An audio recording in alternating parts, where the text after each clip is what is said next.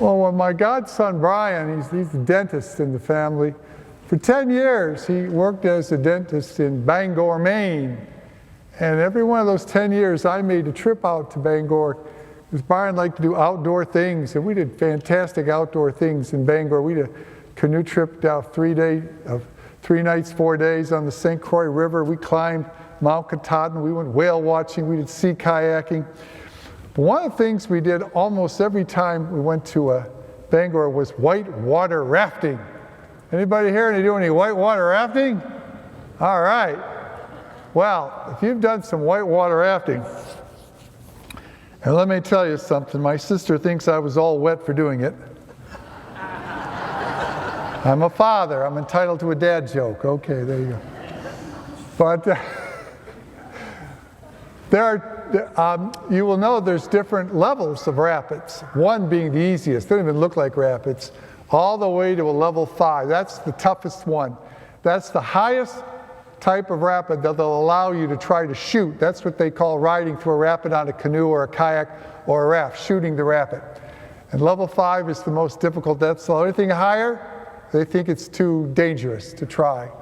And there's only 2 places in the eastern United States that have level 5 rapids. One is in West Virginia, and the other is in Maine. So, on this particular trip, this was the 3rd time I was going whitewater rafting. I've shot that river before. Brian had bought us practice, and he thought it would be a good team-building effort, you know, with his dental staff to all go whitewater rafting together.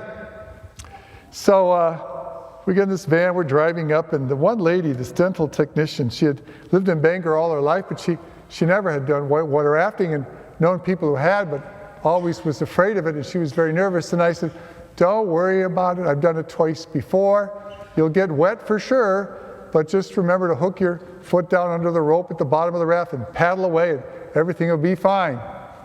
I couldn't have been more wrong. Anyway, the thing is about the Maine situation is that you have no chance to practice or prepare. You hit the level 5 100 yards after you get in the water. That's 100 yards. That's where you hit the level 5. So you're going to be baptized real quick into whitewater rafting. Well, the water was running high. There had been a lot of rain. And, you know, you wait in line for your turn. And the raft in front of us had 8 Maine state policemen. And this little gal, she was the captain. She was the ranger on the boat. And the 8 policemen. So we watched them take off. And we watched them hit the rapids. And we watched the whole thing do a 360, and they all flew in the water. Oh boy, this is going to be rough. We got on our raft, we pushed off. We're paddling. We got past where the policemen were dumped when I looked over at the gal and I saw her flying over me into the water. Well, seconds later, I was doing a 360 in the air. They have that on film somewhere. But if my tech team ever shows it to all of you, I will get a new tech team. Anyway, but I did a true 360. Now, when you do this, you're wearing a helmet, you're wearing a life jacket, and you're wearing shoes, preferably tennis shoes. Now, why, you'd say? Well, very simple. If you get tossed into the rapid, they tell you, turn your body feet first. Let the feet hit the rocks, not your head. Makes sense. Yes, you're wearing a life jacket, but the force of the rapid will suck you underwater. The life jacket can't fight that force. So you're going to go under. And when you're up in the air, when you got some air, breathe in as much as you can, because once you go down, you don't know when you're going to pop up again. And that's when it gets scary. And I was scared. I went down, and it took a while before I came up. I gasped for air and then went down again. This happened 3 times. I remember the 3rd time it took me down, I thought maybe this is when the Lord takes me. That when I pop up again, it'll be the hand of God pulling me into heaven. Well, I ended up popping up again. My body had shot through the rapid. I was in a calm pool area, and there was our guide on the raft, half of the people half the people were still on the raft. He was fishing us out. And he leaned over and grabbed my hand and pulled me out of the water.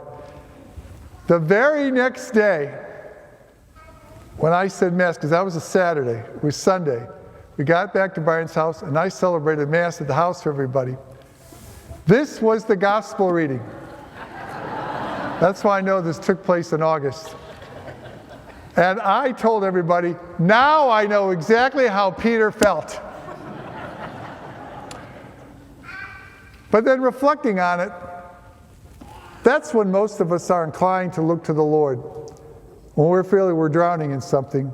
Physically drowning, of course, but, let's say we're drowning in all kinds of problems that we may have, from addictions or vices or loneliness or things that we're confronting that seem to be dragging us down.